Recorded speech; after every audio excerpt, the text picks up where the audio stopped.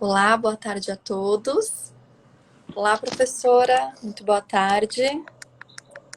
Boa tarde, Mariana. Obrigada por aceitar participar dessa nossa live para falar um pouquinho sobre aconselhamento genético e ajudar nas dúvidas que muitas pessoas acabam tendo sobre esse tema, não é mesmo? Com certeza. E eu acho que a primeira dúvida e a que mais acabam nos perguntando é o que é o aconselhamento genético? A senhora pode nos Bom, ajudar com essa pergunta? bem, talvez a palavra para muitos à primeira vista, da ideia que se trata de uma consulta, ou talvez, quem sabe, um tipo de exame genético.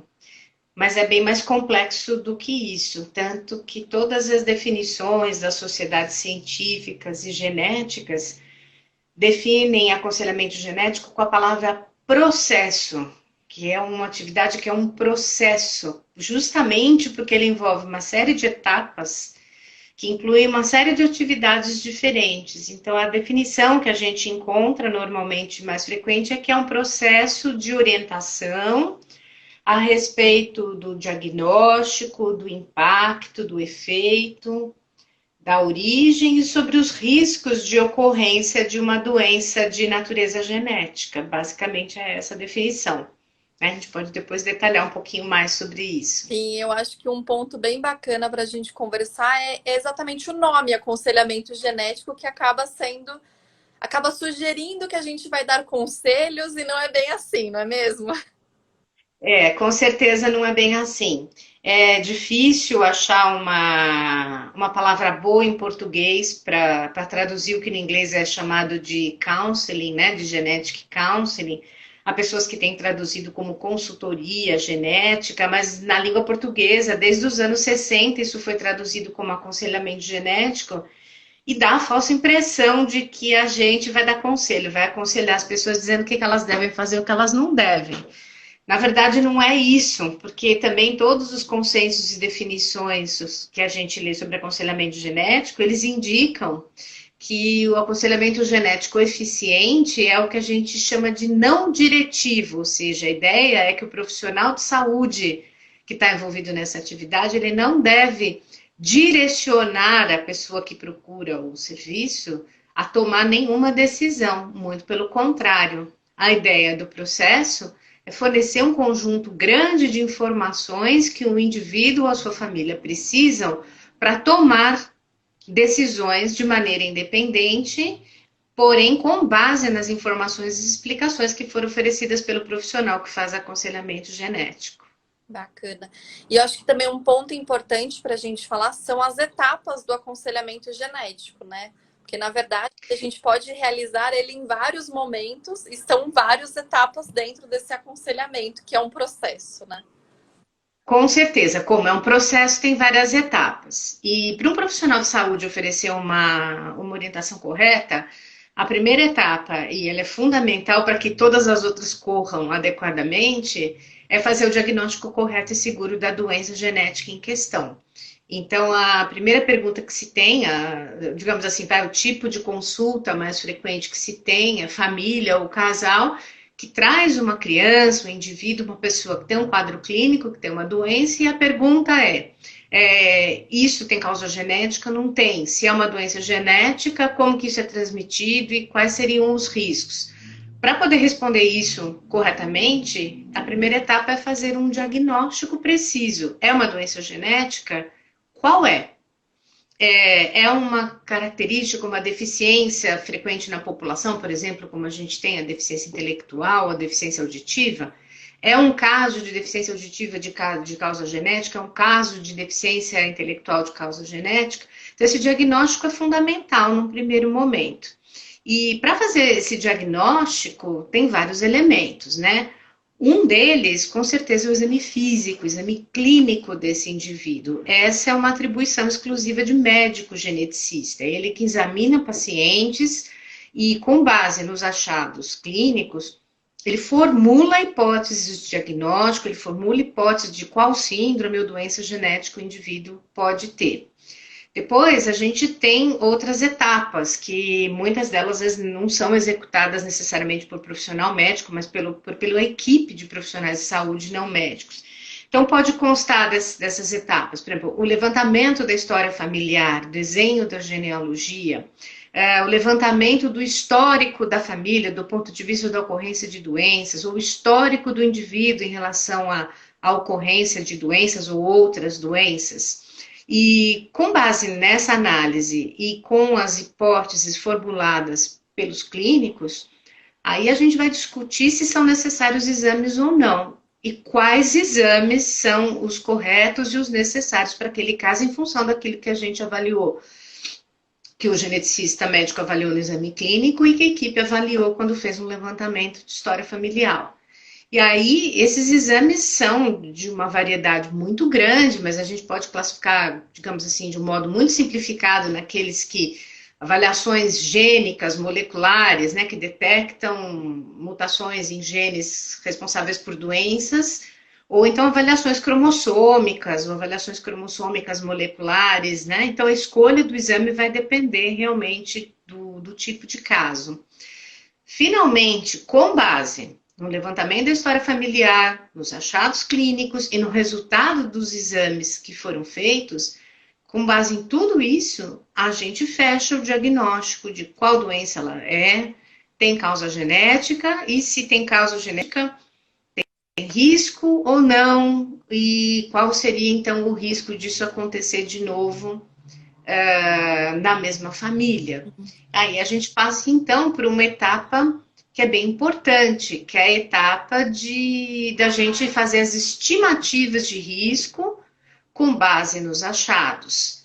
E, finalmente, a gente tem o desfecho, que é o retorno, a devolutiva para o paciente e para os seus familiares, onde a gente tem que explicar todas as conclusões de todas essas etapas que foram executadas. Então, nesse momento, você vai ajudar o paciente e os familiares a compreenderem o resultado do exame genético que foi feito, qual o significado do resultado desse exame, qual o mecanismo de transmissão da doença genética na família. A gente procura explicar, dentro do possível, para as doenças em que isso é conhecido, o que acontece do ponto de vista do corpo, da fisiologia do indivíduo, desde a mutação genética para resultar nesse quadro clínico que está presente na família. A gente tenta explicar isso também. E, finalmente, explicações sobre o mecanismo de herança são fundamentais para que as pessoas possam compreender o risco de ocorrência ou de repetição da doença que lhe está sendo passado.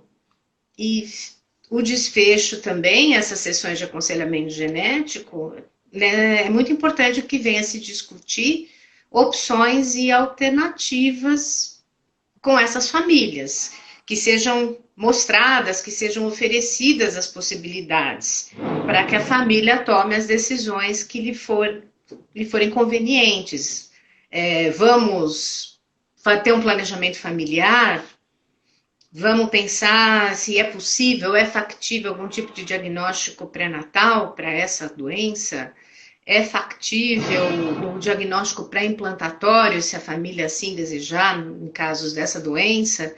E tudo isso deve ser oferecido, deve ser explicado, deve ser explicados com detalhe todos os prós e contras de cada uma dessas escolhas e suas limitações, e discutido com muito respeito aos valores, às questões familiares, às convicções religiosas de cada um, né, de cada um da família.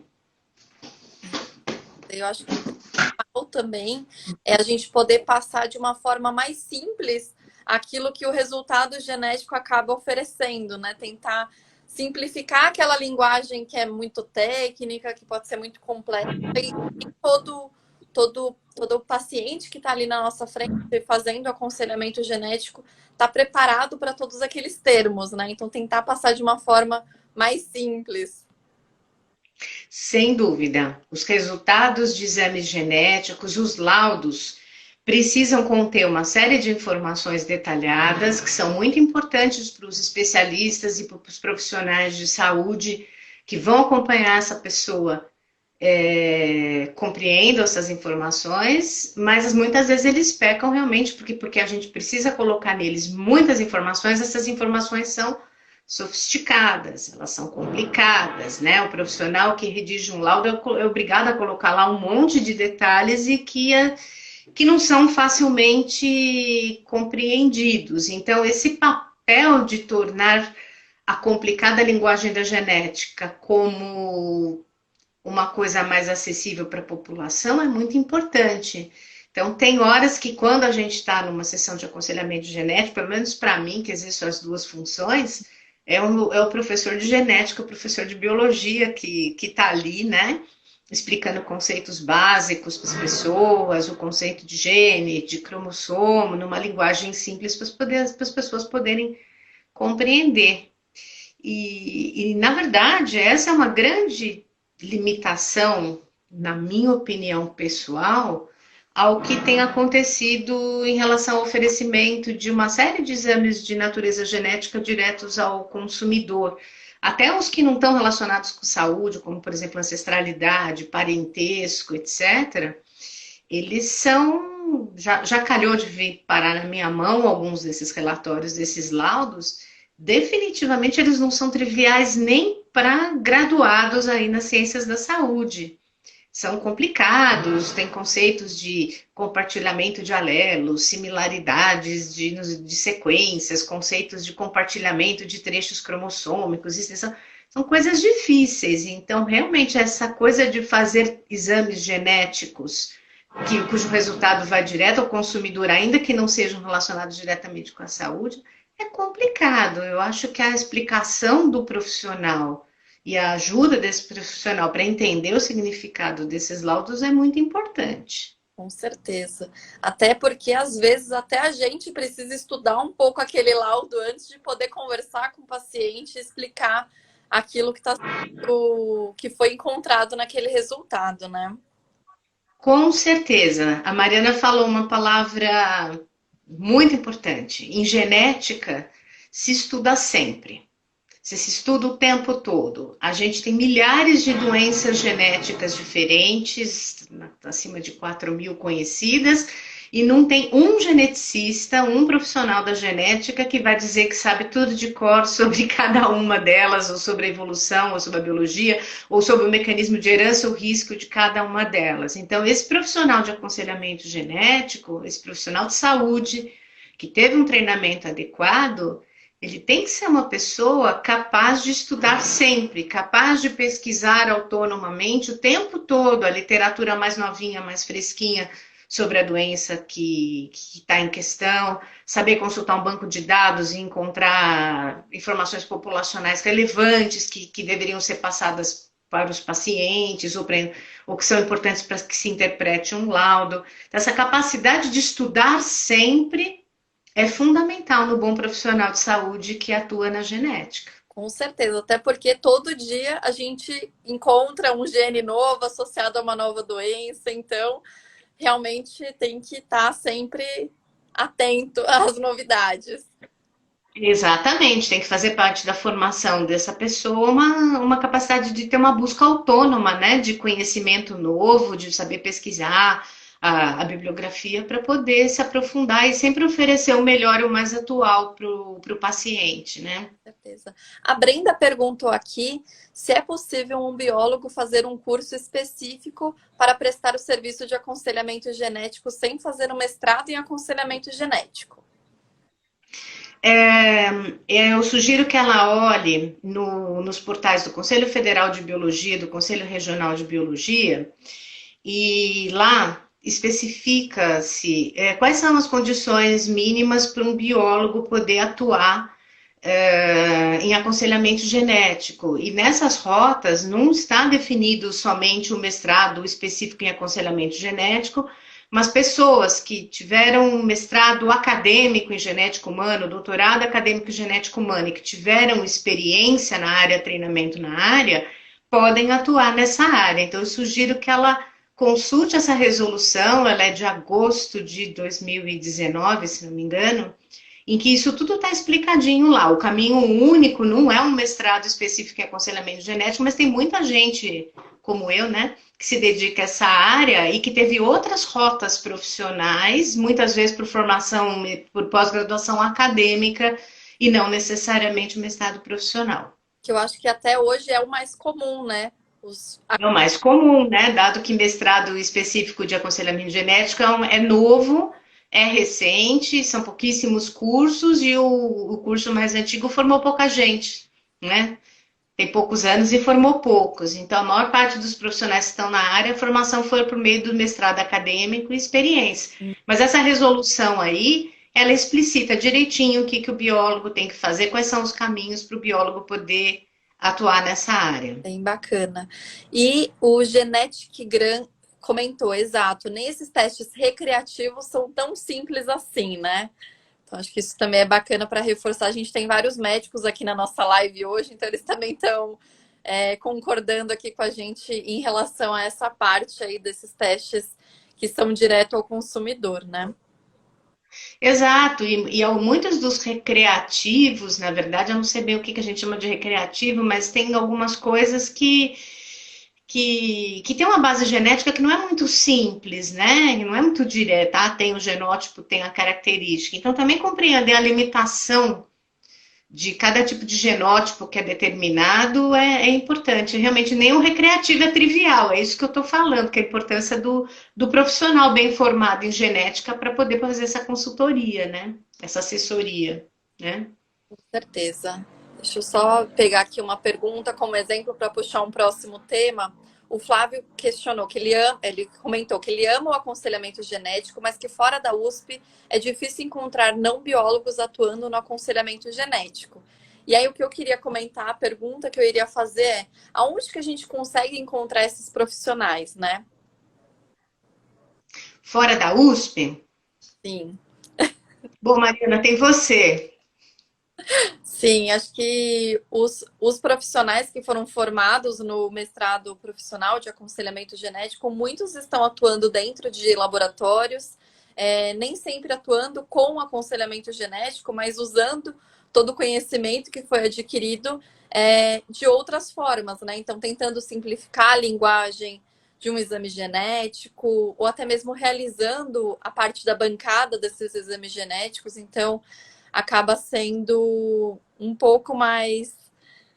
A gente está em Uhum. várias áreas, né? Nem sempre só no aconselhamento genético, né? Mas nós temos alguns egressos que estão diretamente atuando como aconselhadores, sim. A questão é o seguinte: os serviços de aconselhamento genético no país, do ponto de vista histórico, né, eles surgem no fim da década de 60, eles nasceram em universidades e hospitais universitários, de um modo geral. Então, eles nasceram muitas vezes, como é o caso do nosso serviço, ou alguns em faculdades de medicina, outros em faculdades de biologia.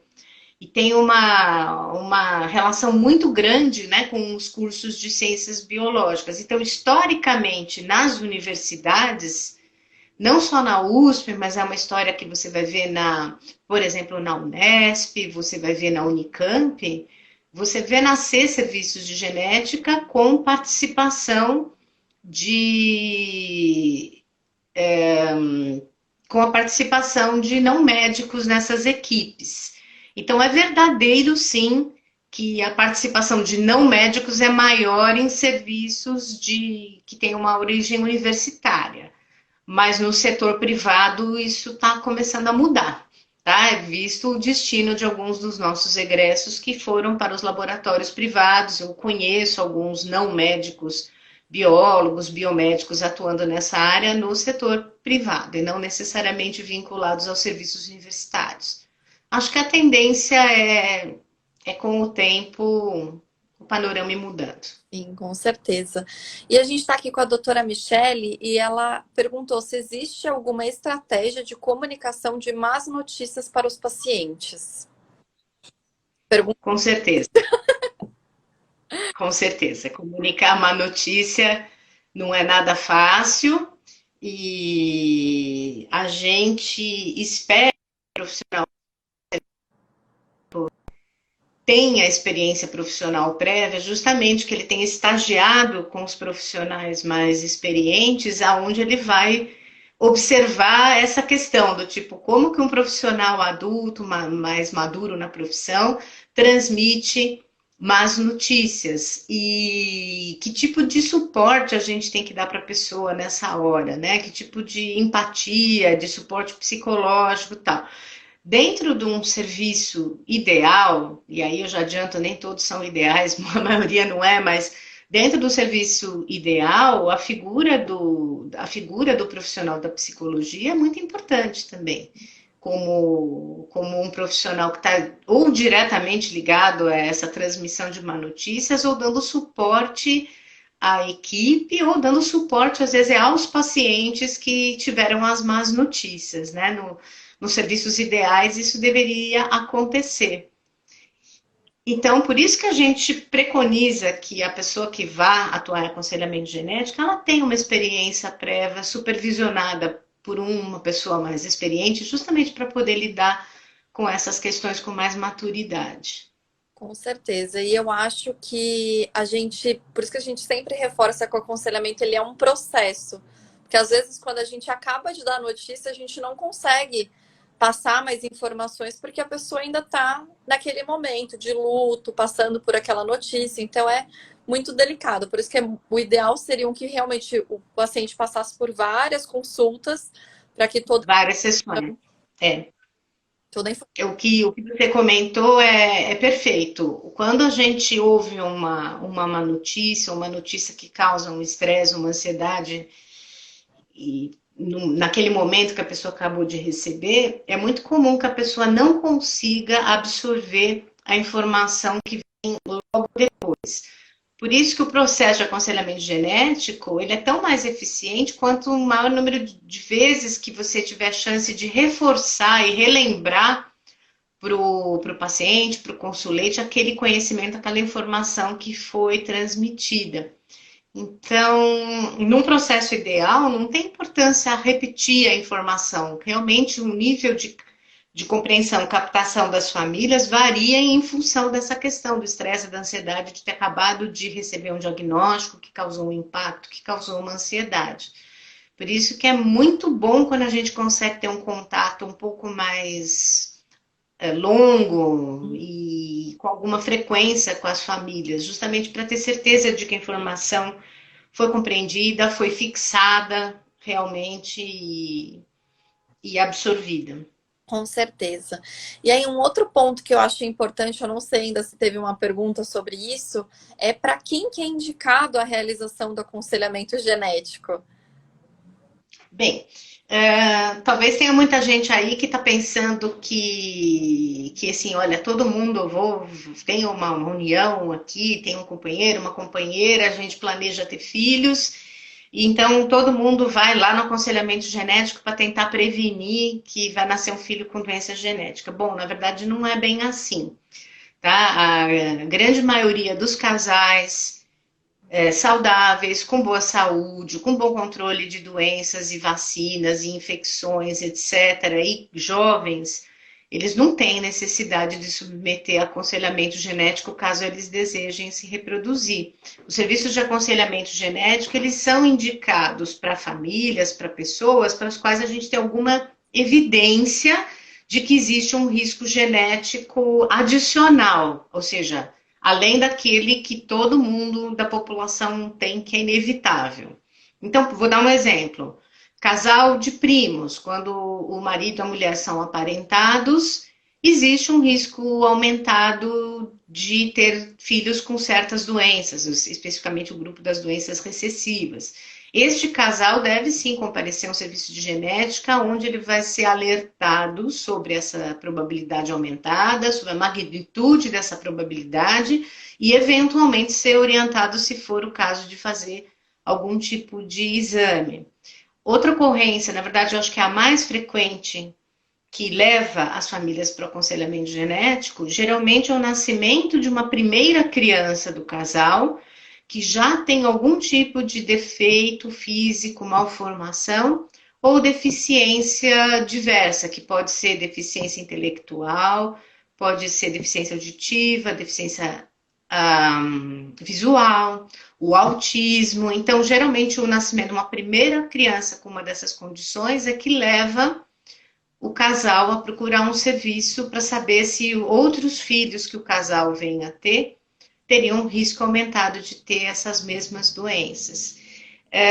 Também eu acho que é importante lembrar que a idade dos cônjuges, principalmente da mulher, mas alguma também relacionada à idade do homem, pode elevar o risco de certos tipos de doenças genéticas. Então, é uma tendência dos nossos dias que as pessoas estão se casando cada vez mais tarde, estão adiando para cada vez mais tarde a reprodução por diversos motivos, de cunho social, econômico, e pessoas realmente que se desejam reproduzir mais tarde precisam ser orientadas sobre os riscos genéticos implicados nisso e eventuais exames adicionais que eles precisariam fazer no pré-natal, né? Exames que nem sempre seriam feitos de rotina para qualquer casal. Sim, com certeza. E aí tem uma pergunta aqui bem bacana, que inclusive fez um pouquinho parte do meu mestrado, que é referente a qual é a conduta adequada em casos de falsa paternidade. Foi o Flávio que comentou. Então, no meu projeto de mestrado, a gente poderia pegar esse tipo de caso. Graças a Deus não aconteceu. Mas a gente sabe que Sim. pode acontecer. Quem que perguntou? Foi o Flávio. Flávia, é consenso entre os geneticistas, aconselhadores de quase todo mundo, que o aconselhador genético ele responde aquilo que foi perguntado, tá? Então, se uma pessoa me procura para saber sobre o risco de repetição de uma determinada doença, ela vai receber resultados referentes ao de risco desta doença. A, a não paternidade só vai entrar na pauta se ela de fato vier a afetar diretamente essa estimativa de risco. Do contrário, não foi isso que nos foi perguntado, entendeu? Ainda que num exame, por acaso, você tropece com esse tipo de informação, você só vai informar, na verdade, o risco da doença, tá? Então, existe maneiras e maneiras de resolver isso sem sair revelando os segredos inadequados de família quando não é necessário que eles sejam divulgados. O nosso objetivo é responder o que nos foi perguntado. Com certeza. E aí tem aqui mais uma pergunta da Louisa. Acredito que todos os casais podem procurar o aconselhamento genético. É importante saber sobre o risco de malformações congênitas, exames pré-natais e triagem pré-natal. O assunto que às vezes as pessoas acho que não sabem. Acho que era isso que ela queria comentar. Bom, como chama a pessoa? Louisa. Luísa. Luísa, todo casal jovem, saudável, com boa saúde, com todas as vacinas em dia, ainda assim tem um risco pequeno, na verdade não é tão pequeno, de ter uma criança com uma doença genética.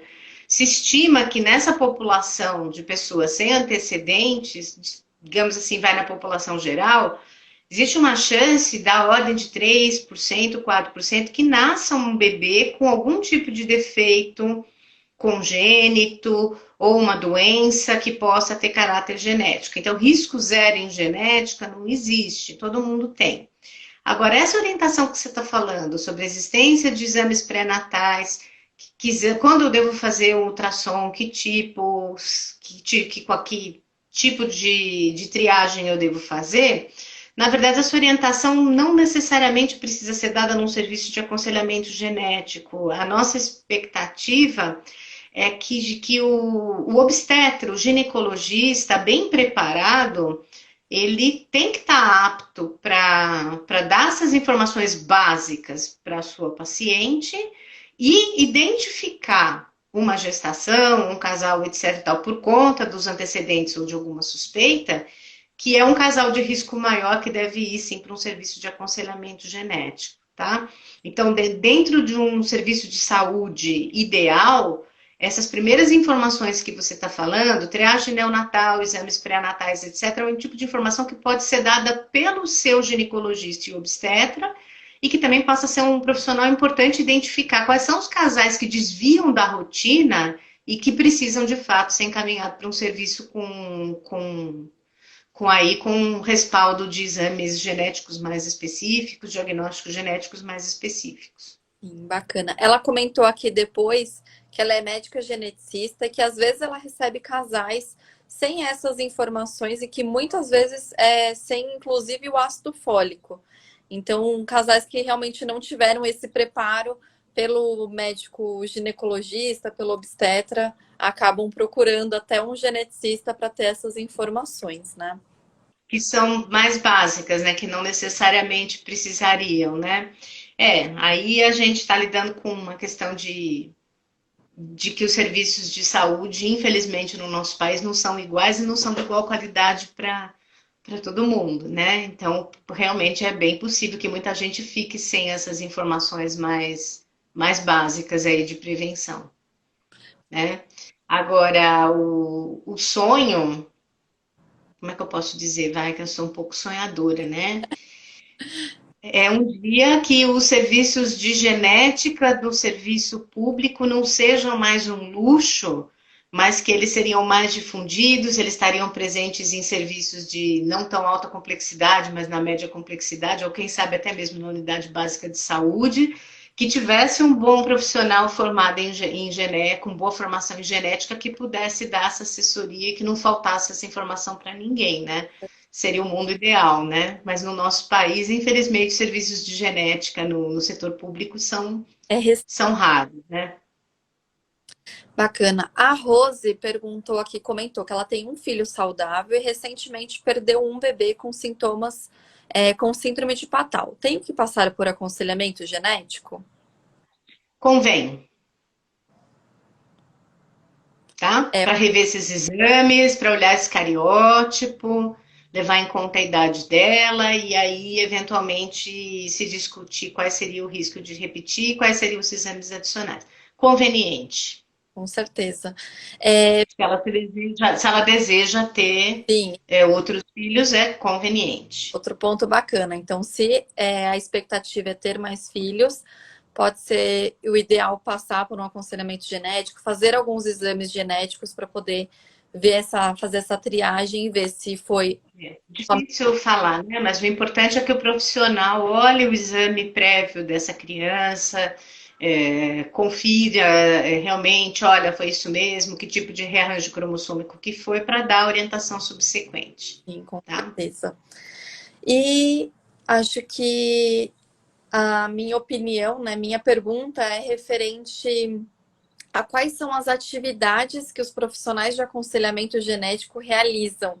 Que eu acho que é bacana a senhora comentar, porque a gente nem sempre está somente ligado no aconselhamento genético, né? A gente tem aí várias outros pontos de atuação. As atribuições, né? Conforme eu já comentei, obviamente a questão do exame clínico, diagnóstico clínico de síndrome é atributo do médico, né? Mas o profissional de saúde, não médico, com formação em aconselhamento genético, ele pode auxiliar dentro de uma equipe, às vezes multiprofissional, numa série de coisas, como realizar entrevistas, realizar levantamento da história familiar, desenhar os heredogramas, realizar cálculo de risco de repetição de doenças genéticas, ele pode atuar na transmissão dessas informações educativas para o paciente, como explicar o mecanismo de herança, explicar o significado dos exames e dos laudos que esse paciente recebeu. Mas ele também tem um outro papel que eu acho que é bem interessante, que é no sentido de ser um elemento de ligação, às vezes, entre diferentes áreas de uma unidade de saúde, de uma clínica ou de um hospital. Ele pode ser a pessoa carregadora de informações pertinentes sobre genética entre grupos, entre os grupos. Ele pode ajudar na formação de pessoal que atua nas áreas mais básicas de saúde, por exemplo, estaria ligado à formação do agente comunitário de saúde, ou a formação de pessoal que vai fazer a recepção dos casos potencialmente encaminháveis para serviço de genética na unidade básica de saúde. Então, realmente, a gente pode ter outros papéis muito importantes aí como elemento de ligação, como elemento de difusão de conhecimento, de capacitação de outros membros de equipes na área da saúde. Né? Então, eu acho que a gente realmente pode ter esse papel. E outra coisa que é importante também é que se o profissional de aconselhamento genético é uma pessoa bem informada sobre redes de apoio ao paciente, que ele tenha consciência, por exemplo, que ele conheça as associações de apoio às diferentes doenças, que ele conheça caminhos, rotas de encaminhamento para que o indivíduo com a doença genética ele possa ser melhor atendido do ponto de vista do manejo do quadro. Então, você é uma pessoa que ajuda a articular informações importantes para os pacientes e familiares poderem bater nas portas certas e serem melhores atendidos. Eu acho que esse é um papel bem importante. Com certeza. E a parte das associações também, eu acho que é super importante a gente reforçar e sempre levar para os pacientes, porque eles chegam com esse resultado desse exame e eles estão se sentindo sozinhos, né? Então, mostrar que existem outras pessoas que também têm filhos com aquelas mesmas doenças acaba tranquilizando eles e já tendo esse direcionamento muito mais assertivo, né? Então, eu acho que esses eram os principais pontos, né? Então, o que é o aconselhamento genético? Então, reforçando, né? O aconselhamento genético, ele tem esse nome, mas a gente não está aconselhando, né? A gente está mais orientando e dando todas as informações para esses pacientes, né? As pessoas que têm indicação para realizar esses exames, né? Normalmente a gente sempre fala, né? Depois de um exame genético, é muito importante que esses pacientes passem por um aconselhamento genético para conseguir entender aquele resultado, até mesmo desses exames, então, que são de saúde e bem-estar, né? Que a pessoa não precisa de um pedido médico para poder realizá-lo. Então, também é importante ter aí essa consulta com o aconselhamento genético para poder receber aquela informação mesmo de uma forma mais assertiva, né? Não banalizando aquela informação que está sendo recebida, né? E aí eu queria que a senhora comentasse um pouquinho do histórico do aconselhamento genético, né? A senhora comentou que ele começou, então, nesses hospitais, escolas, em universidades, mas eu sei que a gente está a um longo caminho ainda pela frente, mas é bacana a gente saber o que já passou para a gente poder conversar um pouquinho do futuro sobre o aconselhamento genético, né? Conforme eu comentei com você, no país, esses serviços eles começaram pela iniciativa de professores universitários, que eram cientistas na área de genética humana e genética médica, que por sua vez passaram a formar pessoas por meio da pós-graduação, que também se dedicaram a essa atividade em serviços universitários. Então, tem pessoas notáveis que eu acho que vale a pena comentar. Por exemplo, em São Paulo, na USP, foi o professor Oswaldo Frota Pessoa e o professor Pedro Saldanha, que no fim da década de 60 abriram as portas do Instituto de Biociências, do Departamento de Biologia na época, para receber pacientes com diferentes doenças genéticas e prover aconselhamento genético. E sempre houve no Instituto de Biociências, né, digamos assim, os descendentes acadêmicos de Frota Pessoa e do professor Saldanha, formaram um corpo de professores e pesquisadores na área de genética humana e médica que tocaram a pós-graduação e formaram muita gente boa que se dispersou pelo país todo e muitos formaram núcleos muito importantes de genética. Vale a pena destacar, por exemplo, personalidades como o professor Newton Freire Maia, que em Curitiba, na Federal, no Biociências da USP, depois ele foi se dedicar à genética humana no Rio Grande do Sul, e também a figura dele foi muito importante na formação dos profissionais que hoje atuam nessa área no Rio Grande do Sul. E então, realmente, essas personalidades que eu considero célebres foram muito importantes para formar um corpo crítico de cientistas e professores, pesquisadores e que se dedicaram por puro amor ao aconselhamento genético e formaram muita gente que está hoje no país atuando. Mas, no entanto, eu ainda acho que somos poucos. Eu sei que a própria Sociedade Brasileira de Genética Médica, né, e ela reconhece que são poucos os médicos especialistas. Nós também não somos muitos os profissionais não médicos, a gente somos muitos, às vezes, talvez até um pouco mais do que os médicos, mas não há serviços baratos ou gratuitos de genética em todos os estados do país, infelizmente. E eu acho que tem muito para fazer. Ainda acho que a gente tem que formar mais gente. Acho que a gente tem que batalhar para que esses serviços se expandam, tem que batalhar para que, na minha opinião, para que testes não corram mais rápido do que a figura do profissional que está por trás dele, ou seja, que testes sejam espalhados pelo país todo sem a devida orientação genética, sem o devido aconselhamento genético. E, então, tem sido essa minha, como é que eu posso dizer, a minha trajetória, é tentar contribuir de alguma forma para formar melhor profissionais que saibam muita genética para que eles possam fazer esse serviço com melhor qualidade, que eles sejam mais numerosos e que eles se espalhem pelo país e consigam prover serviços melhores e mais numerosos.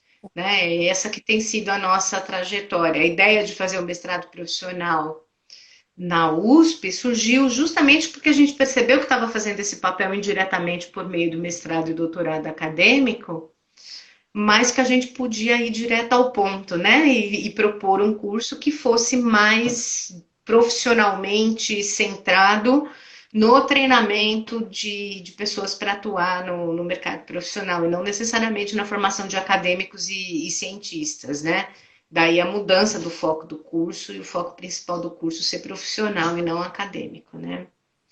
Eu acho que um outro ponto bacana para a gente conversar é sobre a disseminação dos exames genéticos, né? Antes tinha um custo muito alto, hoje eles já são muito mais acessíveis, tanto que agora a gente já tem até esses exames de saúde e bem-estar, então, que já tem um custo muito mais acessível para todo mundo, né? Então, acho que essa disseminação desses exames e é, é a facilitação para todo mundo ter esse acesso também está contribuindo, né, para que a gente possa ter esse outro mercado, né, realmente poder falar um pouquinho mais sobre aconselhamento genético, porque os exames estão aí para todo mundo poder realizar, né? Foi exatamente isso que eu disse, que eu falo que eu não gostaria que os exames corressem à frente do profissional. Não é porque os exames são mais fáceis ou mais baratos, significa que é para se fazer indiscriminadamente ou se fazer sem saber o motivo, ou pior ainda, sem receber um resultado sem saber o que ele significa. Interpretar errado um resultado pode ser mais danoso do que às vezes do que fazer ou ficar sem fazer um exame, entendeu? Um exame com um resultado interpretado errado pode ser muito grave, né? Pode induzir uma pessoa a tomar uma decisão equivocada sobre a sua vida, né?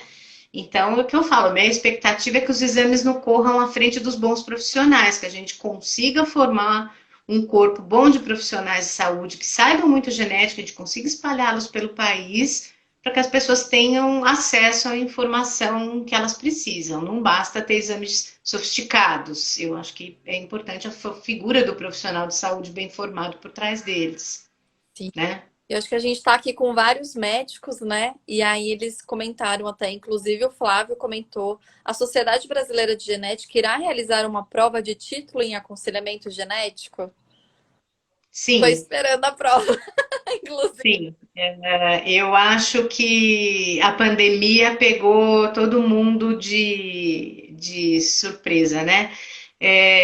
Sim, haveria o próximo Congresso de Genética em setembro, né? Foi adiado, talvez ele vá para janeiro do ano que vem, e o edital dessa prova de título de especialista de aconselhamento genético estava praticamente pronto, mas provavelmente ele vai ser lançado quando houver o próximo congresso de genética, né? Então a pandemia atrasou os planos, mas está em preparo, sim. A Comissão de Genética Humana do Estado Brasileiro de Genética está preparando o edital para fazer esse exame, mais ou menos nos mesmos moldes que já faz há 2 décadas o título de especialista em citogenética humana e o título de especialista em genética molecular humana. São 2 títulos que já são conferidos pela Sociedade Brasileira de Genética há muito tempo. E o próximo título deve surgir na mesma linha aí em breve, vai?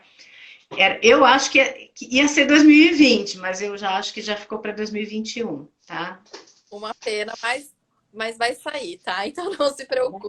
Vai sair, porque inclusive está previsto na resolução que eu comentei sobre as atividades do biólogo, que na situação ideal o biólogo deve fazer a prova de título de especialista da Sociedade Brasileira de Genética.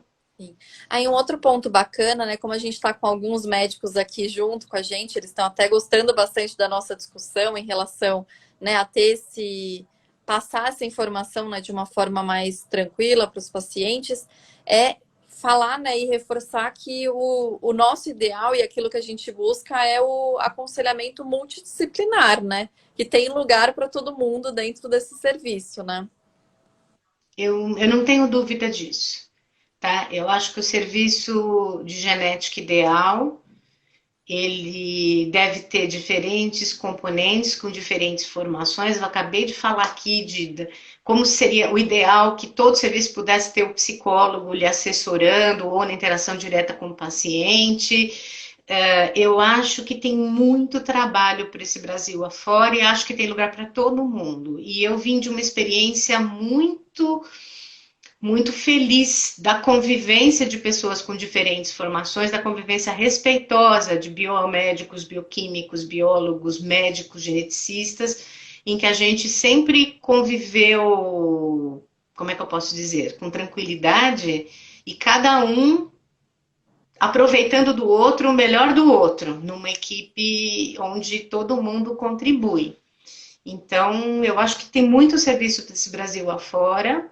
E acho que tem serviço para todo mundo. Com certeza. Pelo menos nós, a gente lá no Centro do Genoma, que tá bom, não é um centro, não é muito grande, ele é abrangente, tem serviço para todo mundo, não falta, entendeu?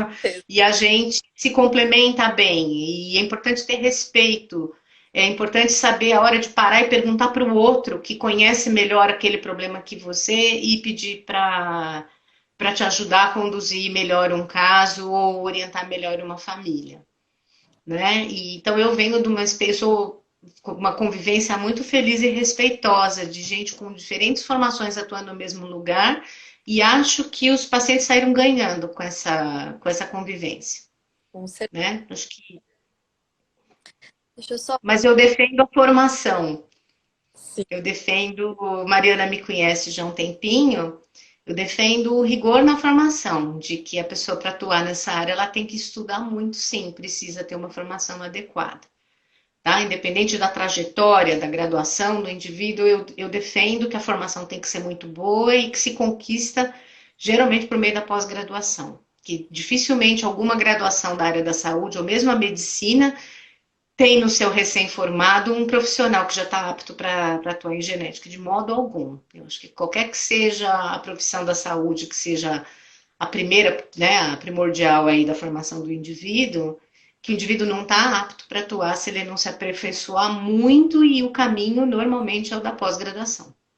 E nos casos dos médicos, o da residência em genética médica, que tem sido a trajetória mais frequente. Para outros foi a pós-graduação. Uhum. Deixa eu só ver aqui, tem uma mensagem, acho que é Elomari.